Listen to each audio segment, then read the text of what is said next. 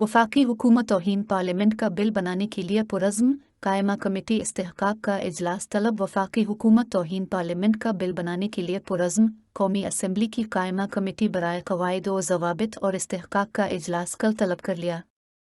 इजलास committee chairman Rana Qasim नून की सदारत में होगा। इजलास के लिए 17 निकाती एजेंडा जारी कर दिया गया। तौहीन पार्लियामेंट बिल के मुसव्वदा पर गौर एजेंडा का हिस्सा है।